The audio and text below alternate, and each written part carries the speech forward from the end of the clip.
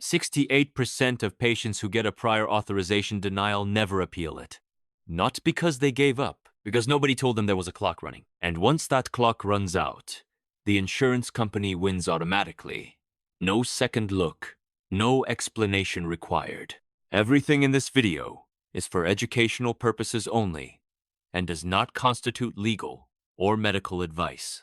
But what we're about to walk through could be the most important information you find in your healthcare battle. Here's what the denial letter doesn't tell you. The moment that letter hits, a federal countdown begins. Miss it, and you've handed your insurer a legal default judgment on your own health. Let's talk about what actually happens after the denial, because most people do the same thing. They read the letter, they feel the panic, and then they wait, hoping someone from the insurance company will call them back or that the doctor's office will handle it. Neither of those things is coming. Here's what that waiting costs.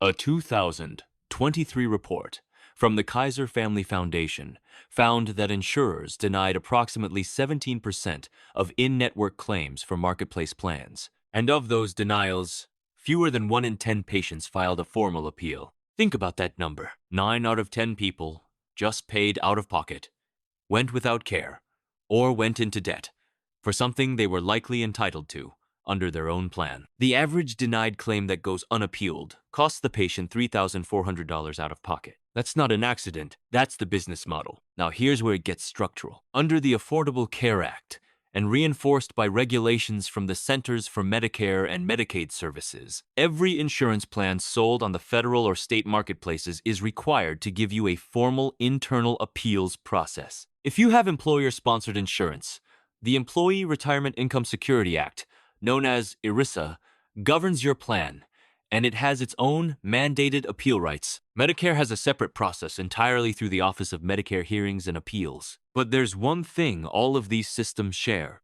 They have deadlines, hard deadlines, and the insurance company knows them down to the day. You probably don't. So let's fix that right now. Here's the framework. 3 things you need to do in the next 72 hours, in order, with the specific rules behind each one. Point 1. Identify which clock is actually running on your denial. Not all denial clocks are the same, and using the wrong timeline is how people miss their window entirely. If your insurance comes through your employer, ERISA requires your plan to give you at least 180 days to file an internal appeal from the date you receive the denial notice. That sounds like a long runway, but most people burn the first 60 days assuming their doctor is handling it. Some plans have shorter voluntary windows they advertise to you first. Don't confuse a plan's preferred timeline with your legal one. If you're on an individual or family plan through the ACA marketplace, federal regulations under the ACA require insurers to decide your internal appeal within 30 days for pre-service denials. That means care you haven't received yet. For urgent care appeals, that window drops to 72 hours. 72 hours from the moment you file, not from the denial, from when you push back. If you're on Medicare, the timeline depends on the type of denial. For Medicare Advantage plan denials, you have 60 days from the denial notice to file a plan-level appeal. For standard Medicare Part B denials, you have 120 days to request a redetermination from the Medicare administrative contractor handling your region. So, step 1, which takes about 15 minutes, is to pull out your plan's summary of benefits and coverage document.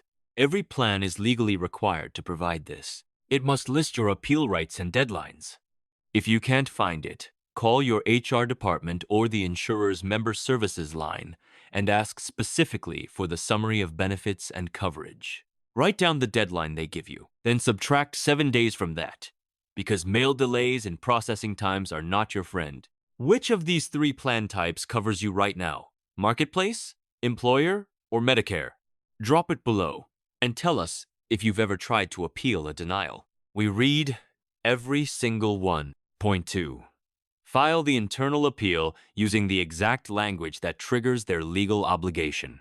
This is where most people lose before they start. They write an emotional letter. They explain how much they need the treatment. They attach a doctor's note and hope for the best. That approach doesn't work. Not because the story isn't real, but because you're speaking in the wrong language. Insurance companies make internal appeal decisions based on whether you've given them a clinical and legal basis to overturn the denial. There are 3 elements that need to be in every appeal letter. First, cite the specific reason code on the denial letter. Every denial has one. It's usually a number or a short phrase like not medically necessary or experimental treatment. Your appeal must directly rebut that specific code with clinical evidence, not your feelings, clinical evidence. Second, ask your treating physician for a letter of medical necessity, not just a note. A letter that uses the words medically necessary explicitly and ties your condition to a specific diagnosis code, what's called an ICD-10 code, and links the requested treatment to established clinical guidelines. The most credible guidelines come from organizations like the American College of Cardiology, the National Comprehensive Cancer Network, or whichever specialty body governs your condition. If your doctor's letter references one of those guidelines by name, it's dramatically harder for the insurer's internal reviewer to ignore. Third, and this is the one most people skip entirely, request the clinical criteria the insurer used to deny you. Under federal regulations, you have the right to get the specific criteria they applied. Ask for it in writing in the same appeal letter. The reason this matters is that insurers often use proprietary criteria sets, the most common being interqual and Milliman-Care guideline. If you can show that your case meets the published version of those criteria, even partially, you've created a documented inconsistency they'll have to address. Now, here's our actual take on this, and it's not one you'll hear from most sources. The internal appeal is not really for the insurance company's benefit. It's for yours. The real function of the internal appeal is to build a documented record that you'll use in the external review, or in court if it comes to that.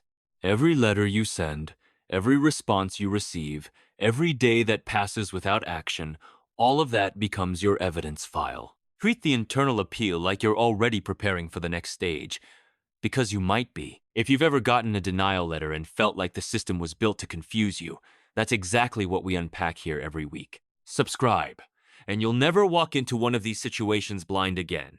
Point 3. Know when to trigger the external review and how to force it. Here's what most patients don't know exists. If your internal appeal is denied, or if the insurer fails to respond within their legally mandated time frame, you have the right to request an independent medical review. This is called an external review, and it's one of the most powerful and most underused protections in the entire American healthcare system. Under the ACA, most plans are required to offer external review by an accredited independent review organization, what the regulations call an IRO. These are third-party reviewers with no financial relationship to your insurer. And here's the number that should make you stop. External reviews overturn insurance denials approximately 40% of the time. 4 out of 10 cases where a patient pushes past the internal denial, a neutral third party looks at the same file and says the insurer was wrong. To trigger external review, you typically need to have exhausted internal appeals first, or the insurer must have taken longer than allowed to respond. The specific agency that handles complaints and external review requests depends on your state. For plans regulated at the state level, your state insurance commissioner's office is the place to file. For self-funded employer plans governed by ERISA, the Department of Labor's Employee Benefits Security Administration handles oversight. The acronym is EBSA, and they have a phone line and a complaint portal at dol.gov. For Medicare, the external review path runs through the Office of Medicare Hearings and Appeals, and if you escalate past that, the Medicare Appeals Council, there are 5 levels of Medicare appeal, and most people never make it past level 1. One more thing about urgency. If you're facing a denial for care that is genuinely urgent, meaning your health could deteriorate significantly without it, you can request an expedited appeal at any stage. Federal law requires insurers to respond to expedited internal appeals within 72 hours. Expedited external reviews must be decided within 72 hours as well. That's the clock the title is talking about. Use it. Here's the second angle that almost no one connects to this. Your state attorney general's office and your state insurance commissioner can be used in parallel with your appeal, not after it fails. Filing a complaint with your insurance commissioner while your internal appeal is pending creates a simultaneous pressure track. Insurers know that commissioner complaints generate regulatory scrutiny. In states like California, where the Department of Managed Healthcare has aggressive oversight, A single complaint can trigger a plan review that moves faster than the standard appeal timeline. This isn't gaming the system. This is using the system the way it was designed to be used. Before insurance companies spend decades lobbying to make sure no one taught you how. Let's apply this to a real scenario. Sarah, a 39-year-old teacher in Ohio with an employer-sponsored plan, gets a prior authorization denial for an MRI her neurologist ordered. The denial says not medically necessary. She has 14 days before her follow-up appointment and needs that MRI result. Here's what she does. Day 1. She pulls her plan's summary of benefits, confirms her ERISA appeal window is 180 days, but flags the urgency given her appointment timeline. She calls her neurologist's office and requests a letter of medical necessity, using the exact ICD-10 code for her diagnosis. Day 2. She writes her appeal letter, cites the denial reason code, references the American Academy of Neurology guidelines for diagnostic imaging, and simultaneously requests the insurer's clinical criteria in writing. She marks the appeal as urgent and requests an expedited review. Day 3. She files a parallel complaint with the Ohio Department of Insurance. By day 7, her insurer has reversed the denial, not because they wanted to, because she'd built a paper trail they couldn't ignore. That's not a miracle, that's a process. Here's the thing about prior authorization denials. The insurance company counts on you feeling overwhelmed. They count on you not knowing which clock is running, not knowing how to write an appeal that creates legal pressure, and not knowing that a neutral third party can overrule them 40% of the time. Now you know all three. The 72-hour window isn't just a deadline.